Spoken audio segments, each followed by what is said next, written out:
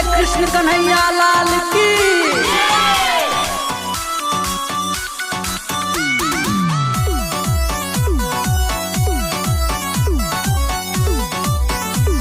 रूपम recording studio Madhubani.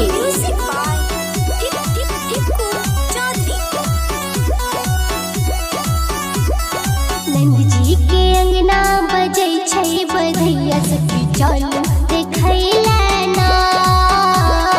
Nand ji के अंगना बजै छै बधैया सखी चलू देखैला ना।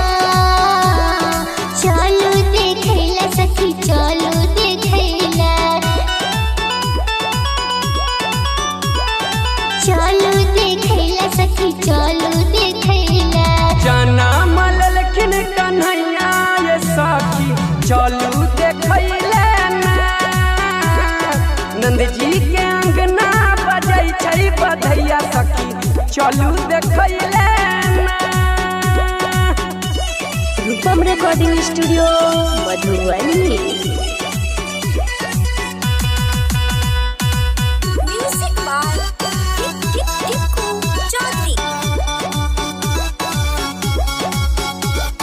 यशोमती मैया लुटाबै छै सुनमा, तीनों लोक करै दर्शनमा। तीनों लोक करै दर्शनमा। यशोमती मैया लुटाबै छै सुनमा, तीनों लोक करै दर्शनमा। ढिम ढिम डमरू बजाबै छै भोला सखी चलू देखैले ना। नंद जी के अंगना बजै छै बधैया सखी चलू देखैला ना। चलू देखैला सखी चलू देखैला। चलू देखैला सखी चलू देखैला। नंद जी के अंगना बजै छै बधैया सखी चलू देखैला ना।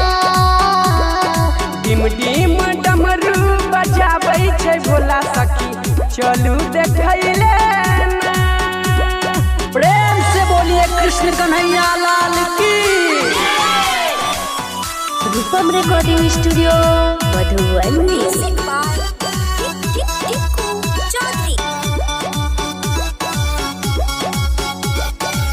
श्यामल रंग छैया मोहनी मूरतिया नजर उतारै छै यशोमती मैया। नजर उतारै छै यशोमती मैया।